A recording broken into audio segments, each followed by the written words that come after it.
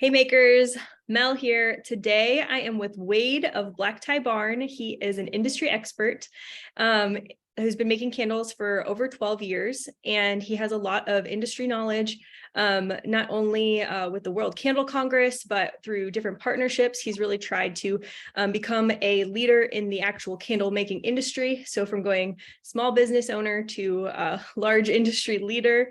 So we're super excited to have him on our channel today. We're going to be doing these series of collaborations with different people from our community, and Wade gets to kick it off for us. So welcome, Wade. We're super excited to have you. The candle topic that we are going to be discussing today is starting your candle business in 2023. So we all know that the world is a little crazy right now, and life might be a little bit different than it was maybe, say, 2 years ago. So Wade, we would love to have you speak and tell us what you think in terms of your expertise. What does starting a candle business look like in 2023? Sure. Well, first of all, thanks for reaching out. Thanks for having me. I don't mind being the first to kick off and be the guinea pig here. So hopefully it goes well. But yeah, thanks for the introduction, and appreciate the time with you.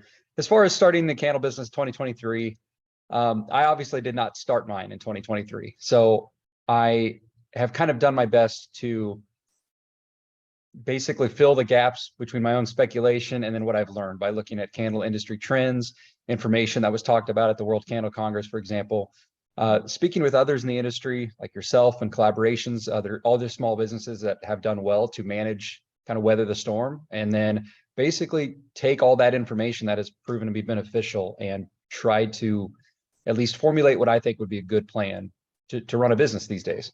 Because as you mentioned, it's quite different. And you know, when I got started in my business, like you pointed out, I've been making for about 12 years, really been doing it as a business for about 10. Black Tie Barn's been in existence since 2014. And every year something has changed. And when I got started, there wasn't a lot of resources like there is today. And so I think that is a huge advantage. So I guess my first tip these days would be just to leverage the resources that are out there, whether that's suppliers, manufacturers, collaborations with others, learn from other small businesses, speak with people in your community. There's a lot of information out there that was much harder to find at the time. And you know, I've got funny stories about how I got started. If anyone does want to check those out, I don't want to go into it in this video, but over the years, over the time, things have changed, and you just got to adapt. 2020 with the pandemic was no exception to that, and we're still having to adapt since that point. And for me, the first thing that I found to be the most helpful for me and others was to have a backup plan for everything. And that starts with raw materials.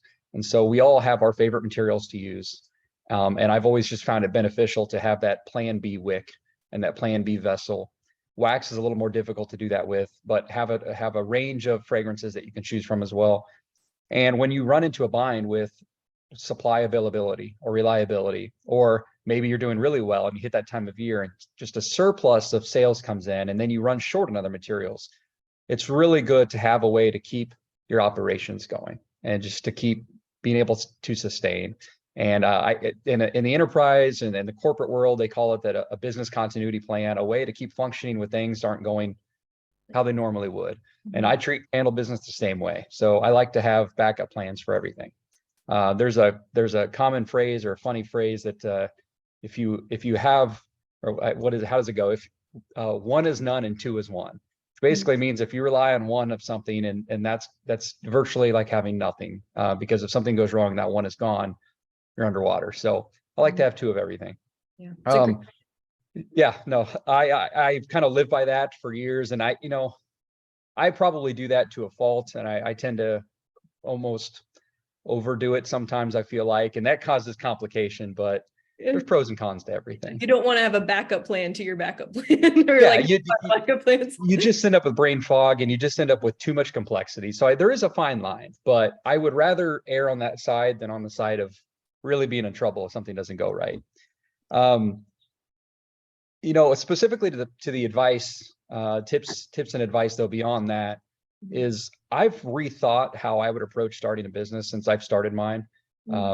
And I talked a little bit about this on my channel already, but I have broken down, like if I were starting a brand new one today, have a different approach than I once did. I'm in the in the old days, in the past, I was all focused on just like, I'm going to make the perfect candle. So I started with the wax, figure out the wax I like, then the wicks and the vessels. And then I thought about branding like after the fact. Mm. Totally changed my mind on that. And I think most people would probably agree and understand why. And so I kind of have these stages now that I've been talking with others about. And for me, stage one is still like, if you're brand new, stage one for me is still just experimenting and making sure you even just get your feet wet, make sure it's something you actually want to do, use some kits or just have a little fun and see if it's something you enjoy doing. Stage two for me is where things have changed. And stage two is once I know this is something I'm enjoying doing and I want to do it maybe potentially as a business or a side hustle, then stage two for me is focusing on your theme, your branding, your niche. And that's for a couple reasons. For starters, that's what sells. And people buy your business, they buy into your story, they buy into you. There's lots of ways to make good candles. And so what sticks out is having something that people can relate to. So I would start with the branding first. And that to me is your color palette, your vessels, the style, the sizes, all your options, basically what you want to do for your business. And to me, that made stage three so much easier, which stage three for me is now testing and choosing your waxes and your fragrance oils and your vessels. Because if you already know what your theme is, you know what your candles need to look like to fit that theme. You know how to And if curate you know what it. your theme is, you know what fragrances make sense for that theme. Right. So I just really would encourage people to think about it that way. And it's very easy to delay the labeling, delay the theme and the branding till later, and just I'll approach that when I get to it. I would start with that and then develop your products to fit your brand. So it's a great tip. That makes it so much easier. If you know where you're going, it's easier to get yes, there. very much. Well, I guess I could even past that. A few other tips that I would have once you've kind of locked in your theme and tested your waxes and everything is then to start formulating a social media strategy, a plan, a marketing plan. This is by far the worst thing I do, and which is hilarious because everyone's like, "But you got a YouTube channel and all this." So this is still not my forte, and it's not my favorite thing to do. I would love to just delegate that off entirely to someone else and just jump in when I need to. But with like YouTube, I'm just like, everyone's got to be sick of seeing me by now. So why do I want my marketing plan based around that too? So I know we all think that way, but I think having a good social media strategy and plan makes that so much easier for me. I just kind of like randomly do it when I have time, just not the right approach. So that would be the next stage for me. And then I would also focus, of course, on your selling platform, whether that's going to be an Etsy shop or your self-hosted website.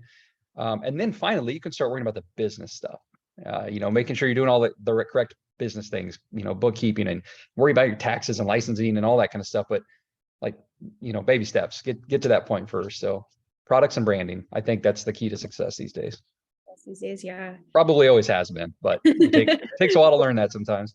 Right. Especially if you're starting something new that you've never done before, if you've never run a business before. There's so many different conflicting ideas out there about how to start things. So sometimes every industry might be a little bit different based on the nuances, based on the customer base in the market. So with candles, definitely brand forward is definitely a very good strategy. And having your story, like Wade had said, the story is huge because that is kind of what helps people relate to your products and actually want to buy them, what really differentiates them. And then also making sure that you've got your key market differentiators established and that you're really selling those to beat the noise these days. So yeah, and I think, again, not something I really thought about till recently, but these days we're all worried about like our product photography and like, let's make a good website and drive online sales, which I completely get it. Less overhead, e-commerce. It's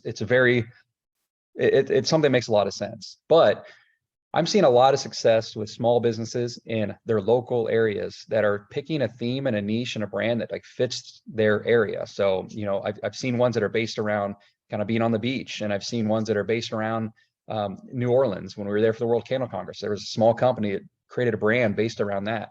It's so much easier to get traction in your local community with a brand and theme that fits that community than it is to try to compete with millions of people online. And if you get that local community reputation built up, then you transition very easily to e-commerce. it can be difficult to go the other route, but neither one is wrong. It's just, I guess one takeaway is that if you've been trying something for a while and you're like, this isn't really going the way I thought, I'm having a little struggle with growth, or even just, my vision, then maybe just think about it the other way around. And you can always make changes. You're not stuck. Yeah, it's great. And that's a great way to get market research too, just getting Yes. involved with your community, and like then you can make adjustments, and it's the best way to fail fast, right? Is that what they say? Fail quickly. That's Um, the best thing you can do. Yeah, yeah. everyone's afraid of failure. What you should be more afraid of is taking a long time to figure out that you failed. Like, Mhm. try something, see if it works. If it doesn't, you've learned something from that, which is awesome. So I'm never afraid of like trying things and testing things. And I mean, I don't necessarily want the whole world knowing that it was horrible, but I'm not afraid to try things and then learn from that. That's the fastest way to learn, is to fail early, fail often. And that just encourages people to take those risks, take those chances, and not be afraid of that's how business is. That's how any crafts are. You can't avoid failure. If you are, you're probably playing it too safe. So That's great advice, Wade. So coming off of that, actually, I have a question for you. So you did speak a little bit about the sourcing at the beginning of this video, and kind of expounding upon that, is there any other major difference that you would say that you have found between starting a business in 2023 versus last year, or maybe the year before? What do you think are some of the largest challenges getting into the industry that people are facing? well, getting into the industry was since the pandemic, there was a surge of people trying to find new ways to make money, new ways to start something at home. And so what that proved to everyone is that there is a really low barrier to entry in this industry, which is a good thing. You don't want it to be so hard that it's a monopolized industry and that just no small businesses can compete. You just don't want that.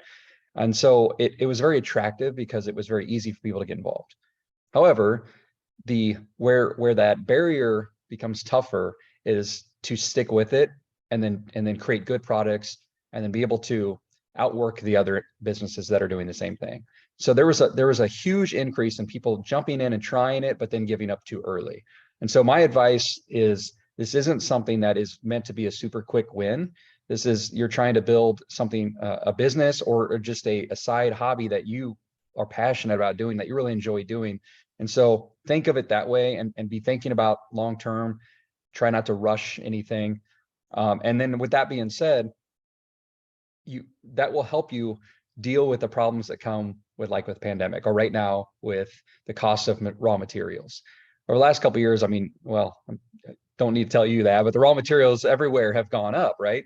Some at the lowest like 30% and some like 200%. It's just just the way it is right now.